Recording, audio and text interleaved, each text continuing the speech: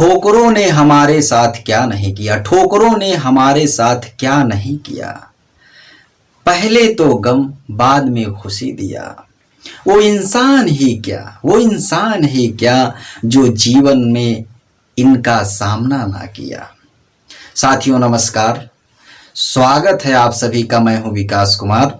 आज का ये वीडियो देखने के बाद आप जीवन में समस्याओं से, कठिन परिस्थितियों से समझौता नहीं बल्कि उनका डटकर मुकाबला करेंगे। साथियों, ये छोटी सी कहानी यूनान के महान दार्शनिक व प्लेटो के शिष्य अरस्तु से जुड़ी हुई है। साथियों, उन दिनों यूनान में अरस्तु की शिक्षा का, उनके दार्शनिक विचारों का खूब चर्चा था। इसी चर्चा से प्रेरित होकर के एक लड़का अरस्तु के पास आया और उसने कहा कि गुरुजी, मुझे आपका शिष्य बनना है। अरस्तु ने कहा कि नहीं, तुम मेरे शिष्य नहीं बन सकते। बच्चा हठी स्वभाव का था। उसने कहा कि आपका शिष्य बनने के लिए मुझे चाहे प्राण का त्याग ही क्यों ना करना पड़े, मुझे आपका शिष्य बनने के लिए चाहे मुझे अपने प्राण ही क्यों ना त्याग करने पड़े, लेकिन मैं आपका शिष्य बनकर ही रहूंगा। अरस्तु समझ गए कि बच्चा हठी स्वभाव का है, इसका कुछ ना कुछ तो उपाय करना ही होगा। अरस्तु ने कहा तो ठीक है, अगर तुम मेरे शिष्य बनना चाहते हो तो तुम्हें मेरी एक शर्त माननी होगी। बच्चा मुस्कुराते हुए कहा कि गुरुजी, आप अपनी शर्त तो बताइए, मैं आपकी हर शर्त मानने को तैयार हूं। अरस्तु ने कहा तो ठीक है, तुम कल सुबह मुझसे मिलना। बच्चा खुशी खुशी घर जाता है। रात बीतती है और वह सुबह अरस्तु के सामने उपस्थित होता है। उसने कहा कि गुरुजी, आप मुझे अपनी शर्त बताइए, मुझे क्या करना होगा। अरस्तु ने कहा ठीक है, आइए मेरे साथ चलो। बच्चा और अरस्तु, गुरु और शिष्य दोनों लोग चल देते हैं। अरस्तु उस लड़के को एक ऐसी जगह पर लेकर जाते हैं जहां पर बर्फ बनाया जाता है। बर्फ के बड़े बड़े टुकड़े रखे होते हैं। वहां जाकर के अरस्तु ने उस बच्चे से कहा कि तुम्हें इस बर्फ से भरी हुई कोठरी में 1 घंटे रहना है। अगर तुम इस कोठरी में 1 घंटे रहोगे, रहकर वापस आ जाओगे, तो ही तुम मेरे शिष्य बन सकते हो। और हां, तुम्हें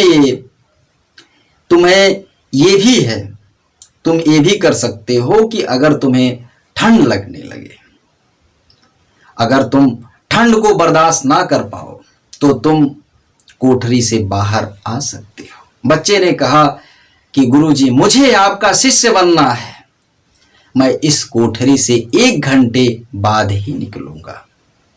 अरस्तु ने कहा ठीक है, जाओ। बच्चा कोठरी के अंदर जाता है। थोड़ी देर बाद वह, उसका शरीर ठंड से कांपने लगता है। ठंड उसके शरीर के अंदर घुसने लगती है। अब बच्चे की समझ में नहीं आ रहा था कि वह क्या करे। बच्चा समझदार था, हठी होने के साथ साथ वो समझदार भी था। उसने कहा कि अब मुझे अपने शरीर को गर्म करने के लिए क्या करना होगा।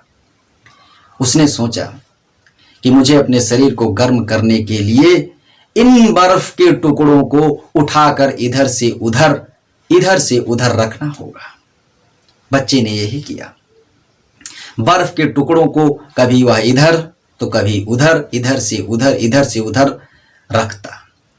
धीरे धीरे उसके शरीर में ऊर्जा का संचार होना शुरू हो गया और उसकी शरीर उस एक्सरसाइज से, उस अभ्यास से गर्म होने लगी।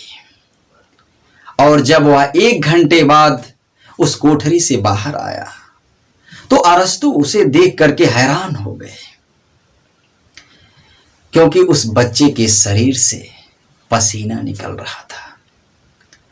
अरस्तु ने कहा कि जीवन में तुम्हें कोई भी परिस्थिति हरा नहीं सकती, क्योंकि तुम्हें परिस्थितियों का, समस्याओं का, जीवन में आने वाले कठिन परिस्थितियों, समस्याओं का सामना करना बाखूबी आता है।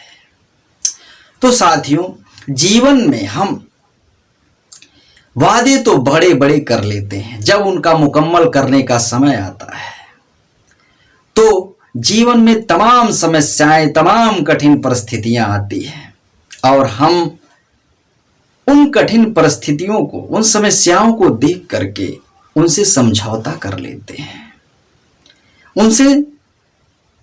उनके सामने समर्पण कर देते हैं। और कुछ ही लोग ऐसे होते हैं जो उन परिस्थितियों का, उन समस्याओं का डटकर मुकाबला करते हैं और जीवन में महान सफलता अर्जित करते हैं। ये वही अरस्तु हैं जिनका शिष्य सिकंदर विश्व विजेता हुआ। तो साथियों, स्वामी विवेकानंद जी ने कहा था कि जब आपका लक्ष्य बड़ा होगा तो आपके सामने बड़ी बड़ी मुसीबतें, बड़ी बड़ी समस्याएं आएंगी, उनका डटकर मुकाबला करना सीखो। जब आप उनका मुकाबला करोगे, उनसे डटकर सामना करोगे, तभी आप जीवन में आगे बढ़ोगे, महान बनोगे। तो साथियों, ये एक छोटी सी कहानी आपको आपकी सफलता में सार्थक साबित होगी, ऐसी उम्मीद है, ऐसी आशा है। साथियों, अगर ये छोटी सी वीडियो आपको पसंद आई हो तो इसे ज़्यादा से ज़्यादा शेयर करें और वीडियो को लाइक करें और हमारे YouTube चैनल द मंथन को सब्सक्राइब करें। आप सभी का हृदय के गहराइयों से बहुत बहुत